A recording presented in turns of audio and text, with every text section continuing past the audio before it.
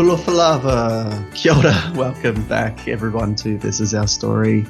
And welcome back to you, Briar. Hello, hello. Hi. So, if you've been following us religiously, which I hope you have, because I have, you would have picked up that we've had a wee bit of a break for a few weeks, which has been great, partly just due to kind of life stuff, but then also a bit of time to just kind of reflect and process. Don't know about you, don't know if you've picked it up, but some of the stuff we've talked about has been quite heavy, and we just needed a little bit of time out to kind of process that, and then just kind of prepare for the next chapters, which, spoiler, do get a little bit heavy too. But Briar, over to you straight away. Like, how are you feeling about this whole thing post your little mini break? Yeah, I mean, I've had quite a bit of feedback from our listeners, and it seems to be positive so far. Lots of people who we grew up with too found it interesting hearing about our perspective on, we all sort of grew up in the similar environment, but our take on that. So, yeah, that's been quite interesting to hear people's feedback. So, yeah, it's been cool to kind of reconnect with some people as well that I personally have not had any contact with since I left Kitty and left the school, and kind of cool to see those people come back out of nowhere. And funny how, I guess, over time it has felt like this experience has only been our own, right? That whole school thing. But it's just nice to kind of remember the fact that we were kind of all in that together. and other people, bringing up memories sort of to weave into our ones as well. It's like, oh yeah, that's right. Forgot about that, or that person, what happened. So yeah, that's been quite interesting. What about the stuff that we've been talking about? Have you, like, some of it has been easier than others. Some has been a little bit tough to talk about. How has that particular part of the process been for you? Yeah, I mean, a lot of it, I guess, is just based on memories and things we did, which has been fine. But then, of course, the last episode, or maybe it was the one before, how, I had to become vulnerable and talk about sort of a tough experience for myself. So that was quite hard talking about that. But I did get quite a bit of feedback on that too. Yeah. And all I want is to share that experience I couldn't not, basically, because it was a big part of a crucial time in my life when I was growing up and going through puberty. And if that story helped somebody else feel not so alone, then that's fine. If that's all that comes of that. Yeah. And I mean, the whole purpose of us doing this, as we've said a number of times, is to try and hopefully connect with some people who may have gone through the similar experiences and just have felt like they are just, well, we all think we're super unique, right? And then once we hear lots of other people's stories, we realize that actually, we're not the only ones who have gone through these kind of things, especially trauma. Trauma can feel so personal, but in not a negative way, not a negative sense, but it's not super unique, which means that, we can kind of hopefully come together and support each other a little bit more. Yeah, exactly. For me, I personally haven't had much stake in the trauma aspect of the story so far. However, that is still to come. Still to come. Little did you know. So I personally, the journey for me so far it's been fun. I've been enjoying it, but I have this kind of sense of anticipatory dread at some of the things that are to come for me. And so I would say that the process so far has been not as heavy as it could possibly be yet. So it'll be interesting to see how that goes for me, and I'll have to start being the vulnerable one. But yeah, I guess that brings us into this episode, how we're sort of going to be talking about learning how to relationship and that kind of. Yeah. So that's the title of this week's episode is, they're kind of getting into pretending to be an adult and learning how to be in a relationship with one person and living with one person. And that is a very, very deep story to get into for both of us. But before we get into that, we're going to firstly get into story time. Still debating with myself about whether I add some nice little perky music behind the segment just to kind of balance the deep places that we go after story time. But I thought for this particular story time, we were going to talk about our first trips abroad. Since both you and I, Briar, have travelled a lot since the days of old, I thought it'd be interesting to just kind of reflect on where our international journeys began. So I don't know if you want to talk about your first trip overseas. Well, I guess it kind of, our parents built that foundation of memories, creating memories mattered more than things. And we didn't have a lot of things, but one thing we did do as a family was travel a lot. And that was, we talked before about traveling the South Island with friends, and those things are core memories for us. So that probably gave us, a bit of the travel bug and our the excitement of adventuring. So apart from those trips that we did to the South Island, you must have already left home, but I went to Rarotonga. That's right.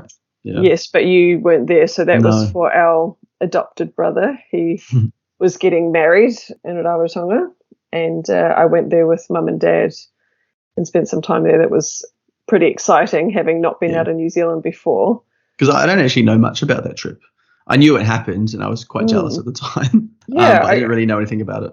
Yeah, I guess that must have been your first year of uni. I must have been 15 or 16.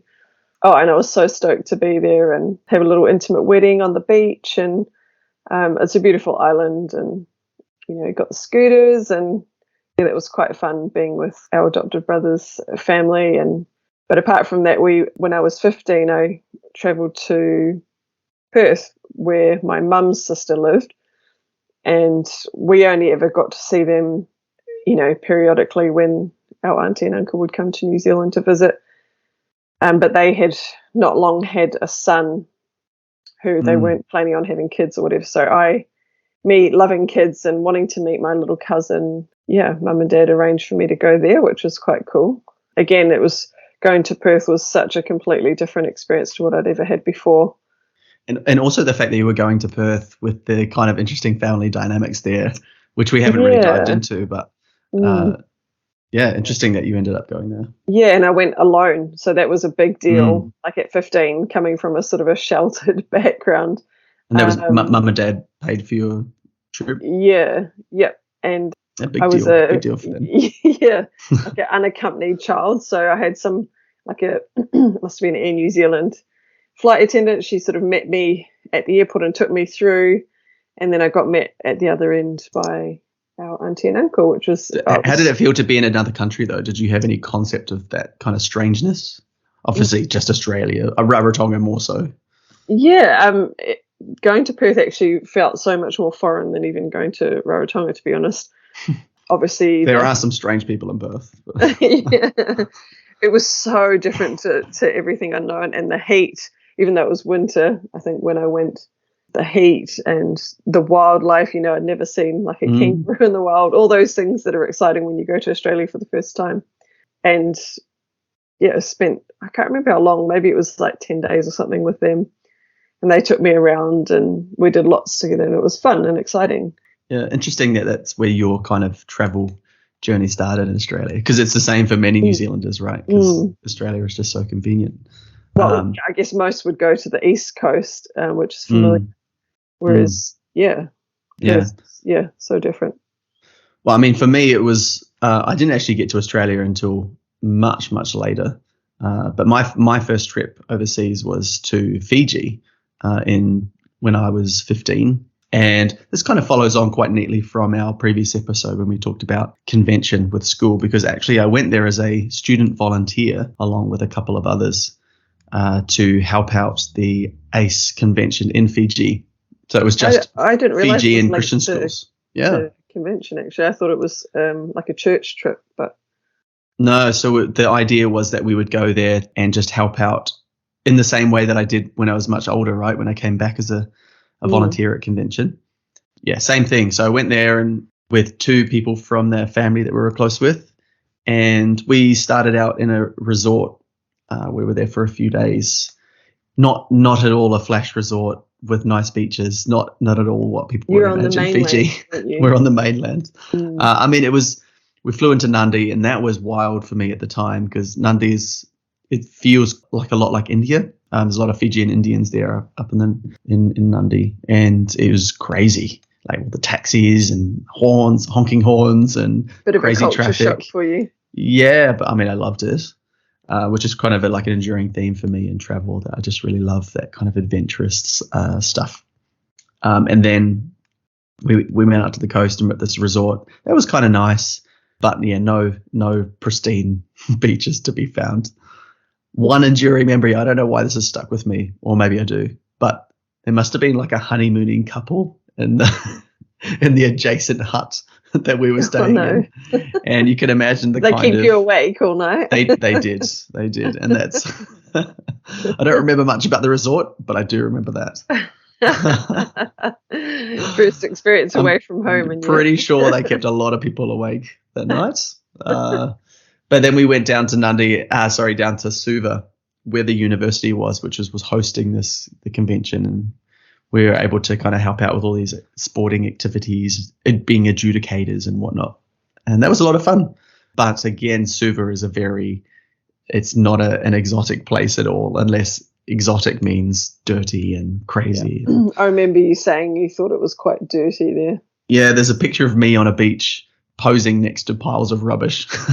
I don't know what happened to this. It's out there somewhere in the universe. But yeah, it was still, though, like really, really loved it, that experience. Just because it's so different, right? Yeah, and I've always been attracted to that kind of very, very different type of messy, dirty, adventurous experience. And that stayed with me for a really long time. I guess we don't want to take up too much time talking about these trips, because we're about to get into not heavy stuff so much, but just kind of setting the scene for the years that set up the trauma. Sense of foreboding. But today we wanted to just talk a bit about how, which I've alluded to a bit before, but just talk about how I kind of got into my first relationship and where that headed and some of the stuff that followed with that. So how did you meet your first partner? So we were actually in the same class at uni. So I went off to teachers college, right? And I literally met her on the first day. And whenever I say that to people, they were like, "Oh, that's so sweet," and "Oh, that's so nice." I wouldn't say that it wasn't, but like, shit. I'm trying to get that clear in my mind. So we met at orientation, and for our orientation we actually went away. I think it was a couple of nights, and it became clear to me from the get-go that she was interested in me and showed a very particular interest in me, but she was too shy to talk to me at that time, and there were other I've talked about crushes before. There were other more attractive people that I was interested in. Anyway, I was having a great time. I was just first out of home, really excited to be around people my own age and stage, and just having lots of fun. And I remember singing lots of songs, and we were all playing games, etc. And we had a lot of fun. Over the next few months, I can't even remember clearly how, but it was very obvious that she was really into me, and she would tell other people that she was really into me, and she pursued me quite relentlessly. And I'll be honest, I shut it down. Like, I really shut it down hard, because I was not at all interested. But she didn't take the hint. Did not take the hint. I was a bit mean, and I don't really remember what I was doing, but I think I was pretty cold, like would almost blatantly ignore her. Surprising that she stuck around then and kept trying. Yeah. But the thing is, she did stop trying after a while, because I think she got the hint eventually after a few months. And I think it was about the time that I found out my big crush from home, who we've already met, Rachel. I think I found out at that time that she'd started dating someone, and I was just like, broken. Because I remember I told her that I liked her just before I left, so to give my first semester, and then by the end of the semester she'd already started dating someone else, and so I was like, it's time for me to move on. And the only person who was interested in me was this girl in my class. And even though I wasn't really super attracted to her. I was attracted to the idea that someone was interested in me. And remember, I didn't know anything about girls. I didn't know how to relate to them. Did she ever question you about why you changed your mind or appeared to be, uninterested and then interested? I mean, this kind of all happened over like 6 to 8 months. I think after about 3 months, she stopped and then completely moved. Well, she told me she moved on. And she was quite hurt by the way that I had treated her, rightly so, probably. And when I started, this is back in MSN days. Late at night, I'd be on the computer, and then I just started talking to her on MSN, just out of nowhere. I don't know why. I don't know how this started, but then we would have these really long chats on MSN, like really deep about it. Like this progressed over like a month, maybe more, of these really intense chats on MSN. But then we would go to class and then not talk. Well, more specifically, I wouldn't talk to her because I felt too embarrassed because I'd told everybody I wasn't interested, and I'd made fun. I'd made fun of her for pursuing me so badly and so strongly, and how I didn't want to lose face, and so I pretended that we didn't know each other, even though we'd go home and then have these really long chats, and that went on for really quite a long time. And then we had mutual friends at church, and we just kind of slowly became openly friends. And so when it came to actually dating, did you like officially ask her out, or did she ask you, or how did that actually officially? So there was lots of like flirting and kind of suggested conversations, I remember. Then it came to the end of the second semester when we were about to go away to like have our summer break, and I remember she randomly dyed my hair. I don't know if you remember this, but I went when did you go when black? It was, I don't know, I went copper or something. No, it was supposed to be like everyone was going blonde or bleaching their hair back then. Like Justin Timberlake. Yeah. Frosted tips. Yeah. I tried to do that because I was a big JT fan. And it just turned copper. It didn't work at all because I have red hair, right? Anyway, so she did that for me, and it was like a really kind of intimate experience, someone else dyeing your hair. And kind of I think I've admitted to myself there was something else going on, and she was about to go off on her break. And I think I must have told her that I liked her at that stage just before she left. I obviously have a habit of telling people really big things when they're about to disappear. And then we basically organized to meet up during the holiday. And I went down to met her in Wanganui, I remember.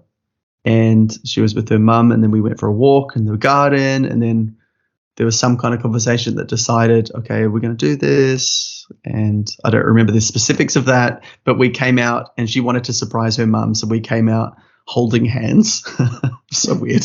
And her mum was like, saw us holding hands. And then it was like, oh, okay. And it was just it was awkward, actually. Now that I think about it, it was really awkward. It seems very scripted. It was, yes. And I think this is like a bit of a theme for the relationship in general, is that it did feel like we were going through the motions. I know I was, because I didn't feel, now that I know, I've been in other relationships since, thank God. So I know what the butterflies feel like. I know how love feels like, and all those kind of, that excitement. I had none of that, but I've just felt that it was the natural progression that we were supposed to do this the proper way. But you probably didn't even know what that felt like anyway, even if it smacked you in the face, because it was your first relationship. You're still really young. Totally. Like you say, it just sort of felt like, oh, this is how it's supposed to be. Oh, we hold hands. Okay. Like there's no emotion in it. Yeah. And I do distinctly remember how awkward I felt holding her hands. I'd never held anybody's hand before. Her bony little fingers. Yeah.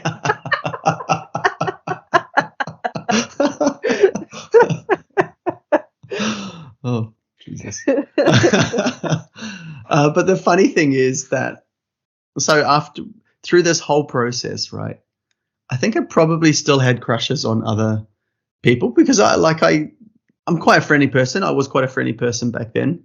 And I just connected with a lot of people, I think, even though, as previously admitted, I was a bit socially awkward. At the same time, I connected with people, and I didn't like the idea of locked in. Locked in, yeah. I mean, that sounds terrible, but because I knew that I didn't feel anything, but because I was so caught up in the rigmarole, the process of starting a relationship, I was like, well, now that I'm in it, I may as well just go to the next stage and then the next stage. And so did you feel some sort of unspoken pressure or any expectation, given that being in the church environment, there is expectations when you're in a relationship?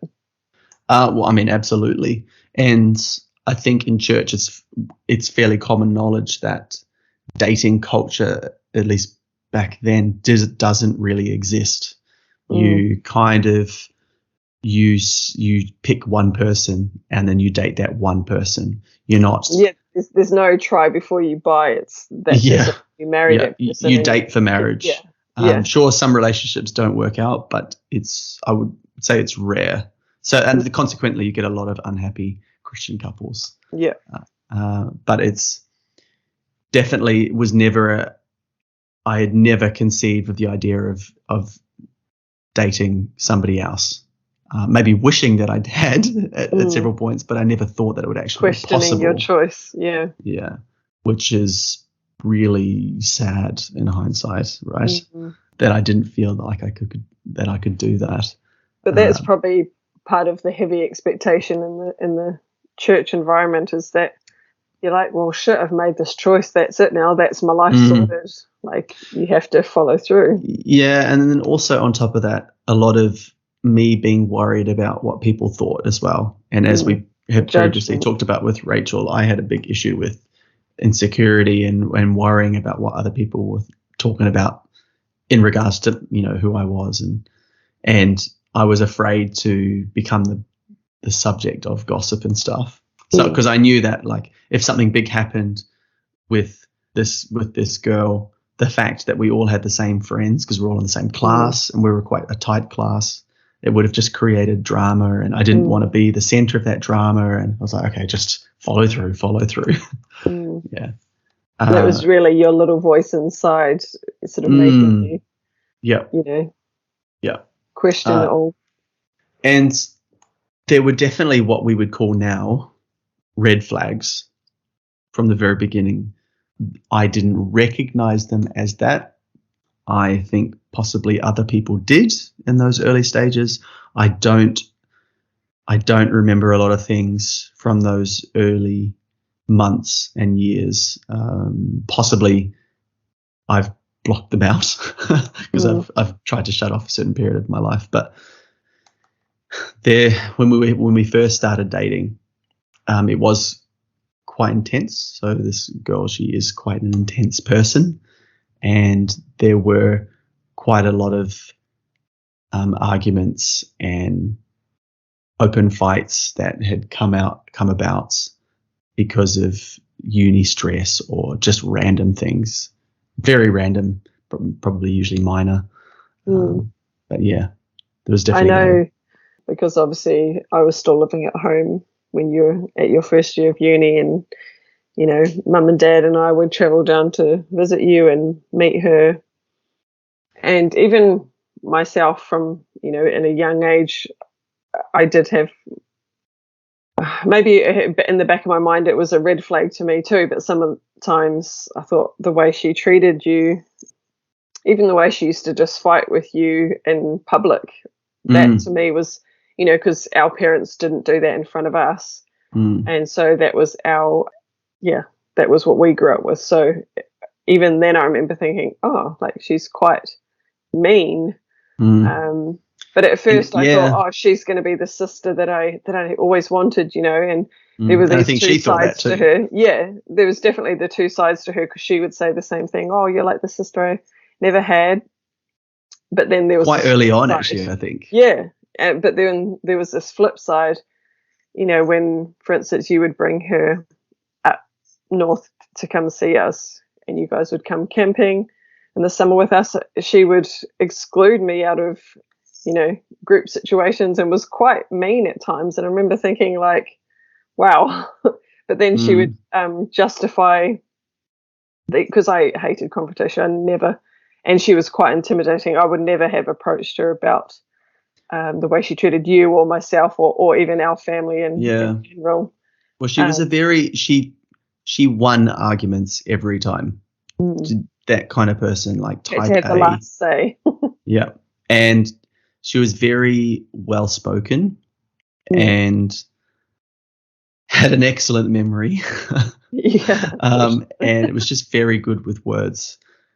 So it was basically for someone who lacked a lot of confidence and was anti-confrontational. I'm talking about me. Obviously, you had these things too, but as a family, we have these as character traits. It was basically impossible for me to disagree with anything. And so even early on, when I saw these red flags, I couldn't do anything about it, you know. But I definitely remember having those feelings. Like, her words were so cutting. Like, wow, very, very. But cutting. like with no emotion to her face when she'd say stuff, and maybe very she personal. did realize, or didn't, but how her words might affect the person she was speaking to, or maybe she did realize, and that was the intention. But it was Sometimes it was. And I mean, I was quite a sensitive, unconfident teenager anyway, but for her to, it was very hurtful, some of the things she said. And I think, and it kind of, even just as I'm thinking about this now, I'm kind of feeling it again. Like I said, I was a really confident person when I got to uni, and I was really enjoying that life. But I just kind of, I think over time, and I don't know if other people noticed it, but I changed and I became less confident, and that only increased the longer that we were together. So I definitely noticed that about you too, like how you became basically a shell of your former self. And even I know when we were together as a family, there were, like, I have a vivid memory of being mum and dad were in the front, me, you, and her were in the back seat.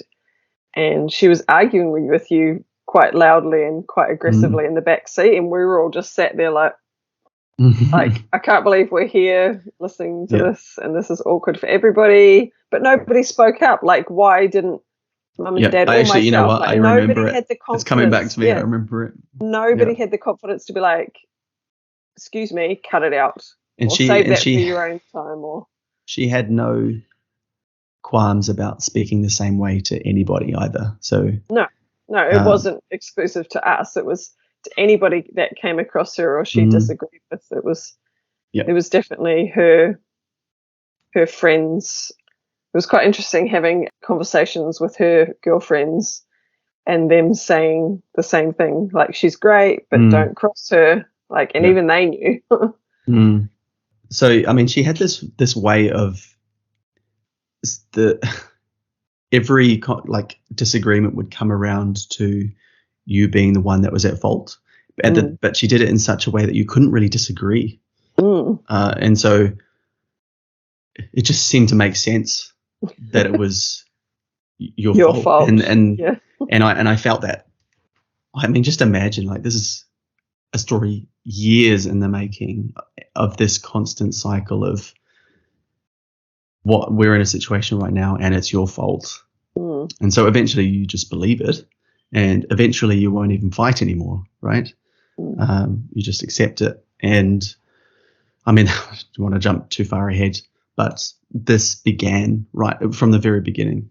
And now that you're saying those stories, I'm remembering it, and I should have seen it at the time. Days. This is my memories of those early days too.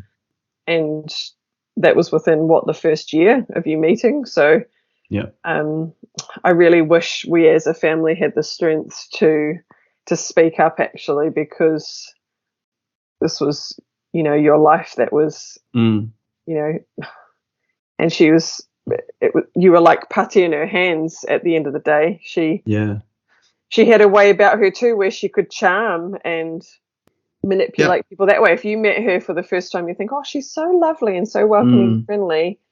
But then when you really got to know her, there was these, wow, like so hard to put into words, really. Yeah, it's true. And it's kind of rare to come across people like that.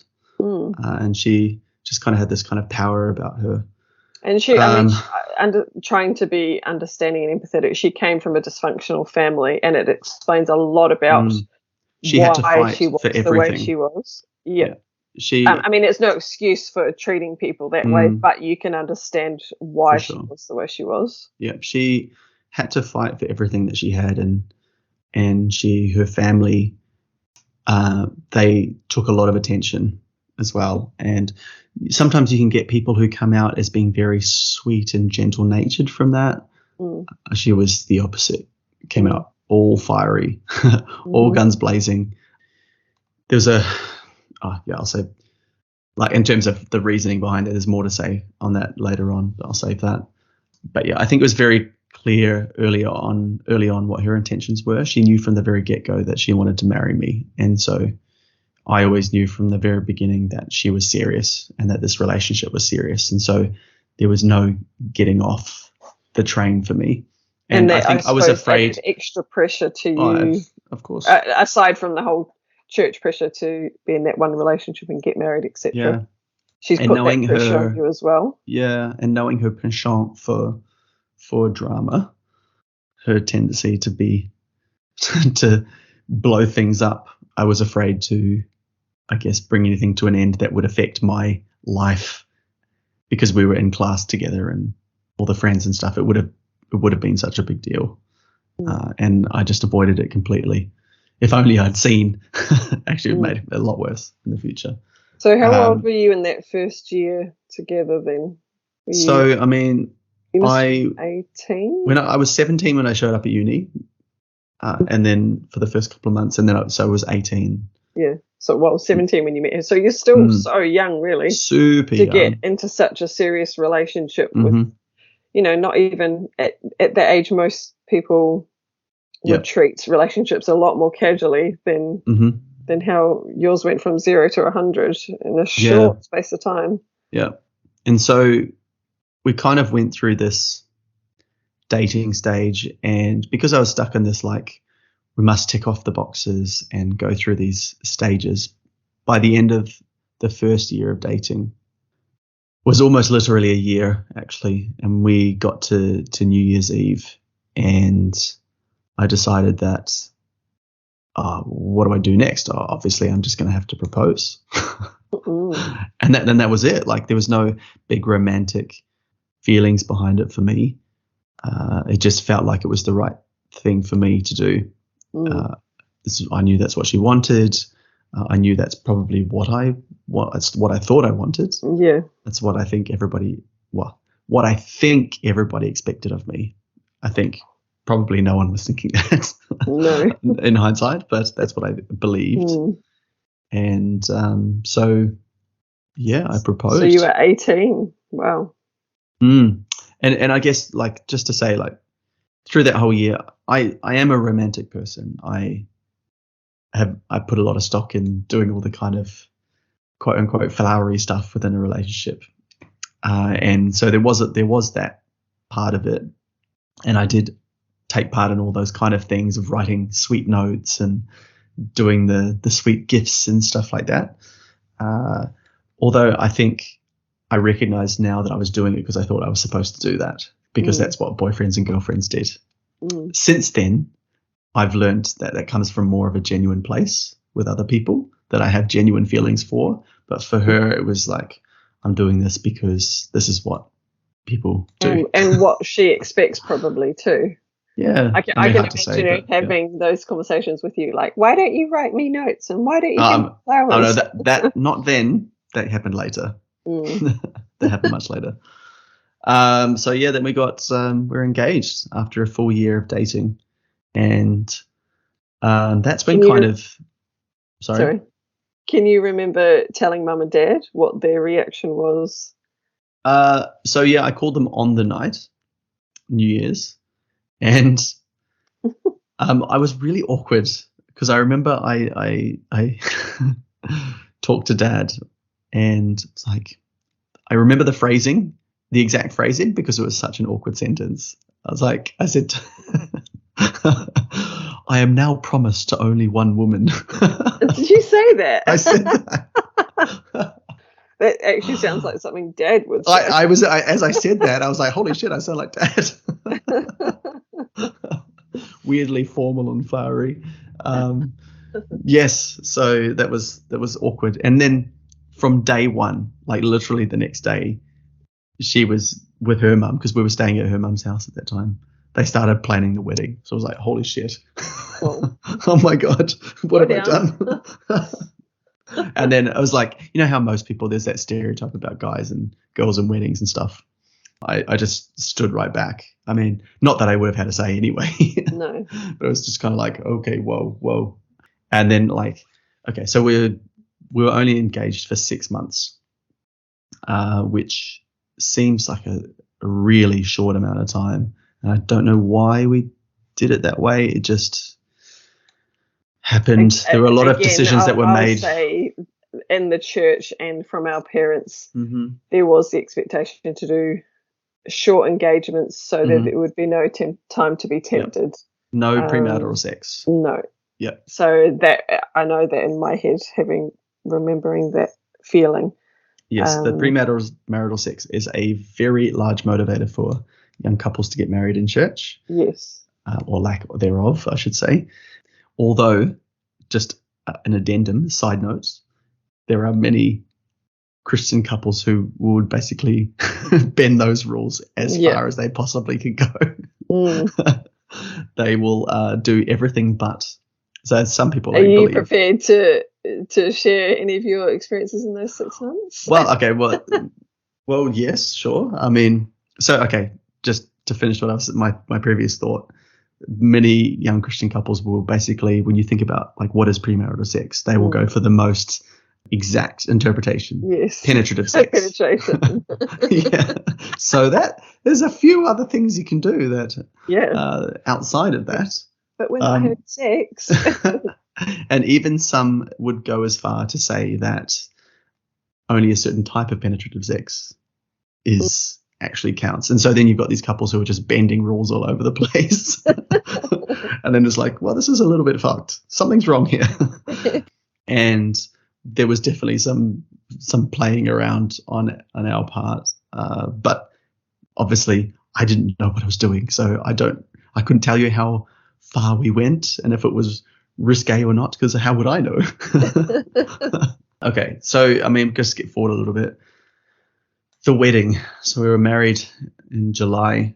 In winter. Wedding is very risky in New Zealand, but you know we had perfect weather. It was cold but perfect. The wedding experience for me was really strange because I felt like I was there in body only. Like an out-of-body experience. But and some people would interpret that as being a kind of part of the romantic nature of the experience. For me, it wasn't. I was very aware of the finality of what I was doing.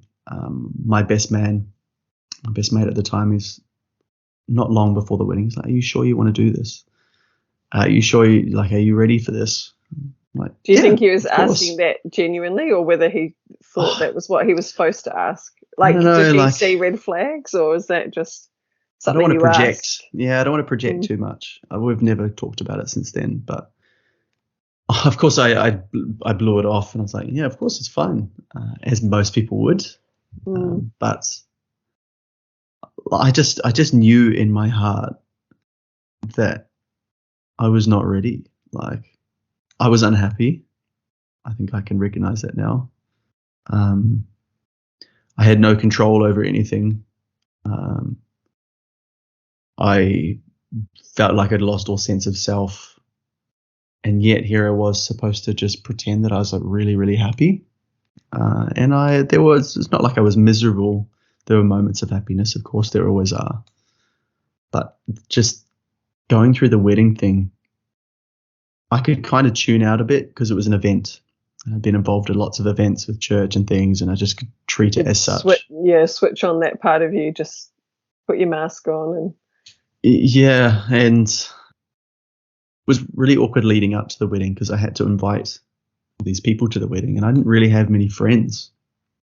And I don't know if we had friends, but not like close friends. And then choosing the bridal party and stuff, and I didn't really have close friends to choose, and I don't know, it was just all a bit too much for me. And I did quite a few things last minute. And if you think about the year that you just had, essentially, or the 18 months, it's not really enough time to, you'd moved to a new city only 18 months ago. Like, it wasn't enough time to have friends as a couple, or, I still hadn't figured myself out. I mean, who has? Like, this is I was fucking 20 years old. Nobody knows everything about themselves at that age, and even what they're going to do. Well, you were 19, weren't you? Right on 20. Both in our 20th year, we got married, and it was a confusing time for me, because it's supposed to be a high point, right? And you're supposed to be super excited, and I just didn't feel any of those emotions at all. So I had this smile plastered on my face, and it was a fake smile. I know this because I just remember how sore my face was at the end of the day from putting on this fake smile the whole time. And I remember at the reception, I sang a song, like it was supposed to be our song, and it was like supposed to be the special moment. And even that for me, it was just going through the motions, because I did it because I knew that she would love it. Knew it would mean something to her, and so I did it. Yeah, there was just no emotion in there for me. And for many, many years after, I kind of have screamed at the past version of myself, saying, just fucking back out, like grow some guts. But it's a big deal for fear of judgment. And even looking back, you probably wouldn't have been able to be convinced otherwise. If someone said to you, look, back out now, you've still got time, you probably still would have gone through with it, even though you didn't think it was the right thing, because that's just what you did, for fear, like you said earlier, for fear of being the center of gossip, drama, and that just wasn't what. And I do have because of stories in the future, I feel I'm somewhat justified in that, because I know what it's like in church circles, and I know that kind of gossip and stuff does happen. So yeah, it wasn't an unrealistic fear, unreasonable fear. But anyway, so we got married and we went off on our honeymoon. We went to Australia, actually, Gold Coast and Sunshine Coast. And this is kind of when. What was the feeling then? Did you still feel emotionless, or was it a nice time? Very, very much, very much. Didn't have any kind of feelings. And then there was another thing to add to this, which I've been hesitant to talk about, but on a honeymoon, you know what you're supposed to do on a honeymoon, right? Especially for couples who haven't done this before, it's always going to be a little bit awkward trying to figure this out, the whole sex thing. And when you are supposed to start a physical relationship as a Christian couple, this is when you figure it out. And we discovered very quickly that we were just unable to have sex due to kind of medical stuff. There was like discomfort, and it just didn't work. And that kind of it wasn't a big deal, because I didn't know what I was missing, right? So it wasn't a be and end all, but it was just something else that, you're supposed to, it's just another thing that you're supposed to tick off on this happily married box. And I wasn't able to. And I didn't blame her for it. I didn't blame me for it, but I just felt probably quite incredibly unlucky at that stage. But I had this huge burden on myself to be the nice guy, to be the supportive guy, to be the good guy in all things. And I've held this with me through my whole life, that I have this sense of responsibility to kind of be ever patient and ever kind, and it's kind of that stereotype of like masculinity in its strongest form. Like, as the male, that's what you are supposed to do, be the the woman, well, back then, and maybe in that circle, you could almost get away with being that moody and as long as you're understanding and empathetic and, you're doing the right thing. That was sort of what was expected, right? Yeah. And I mean most men, I don't know this, but a lot of men wouldn't necessarily be understanding of this particular problem. But this is something it wasn't just a short-term thing. This became a long-term, very big elephant in the room for our relationship. And when we went back post-honeymoon to kind of try and settle into our married, blissful life, it was definitely a feature of that. Alongside all the other things that I was trying to navigate, being married, and I actually took a semester off uni at that time, and I took a job, and my partner was still at uni finishing off, and that was good in a sense. Bearing in mind, this is where I enter as well, because what lots of people won't realise, but after you came back from your honeymoon, I just moved to Tauranga and I moved in with you guys, so that just added a complete other element to probably your relationship too, when there was probably a lot of tension with what was going on. She was still studying, so that was stressful. You guys were getting to know each other on a different level, stress. And there I was just there in the background. And that was hard for everybody in that situation. Yeah. I think it's probably the perfect time to take a pause here, because this is kind of heading into that next wee sub chapter of when you were there to kind of firstly kind of witness a lot of this stuff firsthand. The screaming red flag. Waving. Oh yeah. So I think we'll pause it there, and then we'll carry on this story in our next episode. But thank you for hanging out with us today, and I hope you're able to I hope I'm not talking to a lot of people who've gone through the same experience, because that would be tragic. But I hope there's something that you can get from this. It does kind of get a little bit deeper, and I'm feeling the kind of twist in my chest already. But yeah, stick with us, and the light does appear further down the track, but it is there. Anyway, we'll catch up with you again in our next episodes.